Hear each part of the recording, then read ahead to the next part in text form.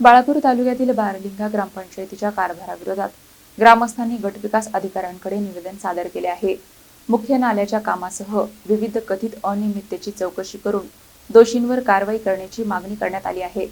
बाळापूर तालुक्यातील बारलिंगा ग्रामपंचायतीच्या कारभाराविरोधात ग्रामस्थांनी पंचायत समितीच्या गटविकास अधिकाऱ्याकडे निवेदन देत विविध गंभीर आरोप केले आहेत।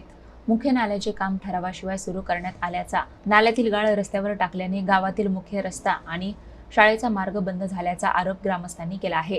त्यामुळे नागरिक, विद्यार्थी आणि भाविकांना मोठा त्रास सहन करावा लागत असल्याचे निवेदनात नमूद करण्यात आले आहे। तसेच अंगणवाडीत नळजोडणी नसणे, मंदिर परिसरात गाळ टाकणे, पात्र लाभार्थ्यांना शासकीय योजनांचा लाभ न मिळणे आणि ग्रामपंचायतीला प्राप्त झालेला निधी खर्च न केल्याचाही आरोप करण्यात आला आहे।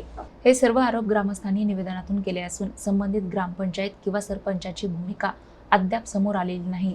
दरम्यान संपूर्ण प्रकरणाची चौकशी करून योग्य ती कारवाई केली जाईल असे आश्वासन गटविकास अधिकाऱ्यांनी दिल्याची माहिती ग्रामस्थांनी दिली आहे।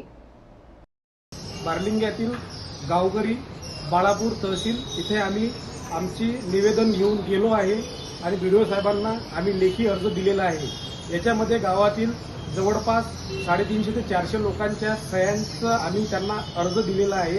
हे सर्व बघून आम्हाला बीडीओ साहेबांनी आश्वासन दिलेलं आहे की तुमच्या गावातील जो गाळ आहे तो 2 ते 3 दिवसामध्ये काढण्यात येईल।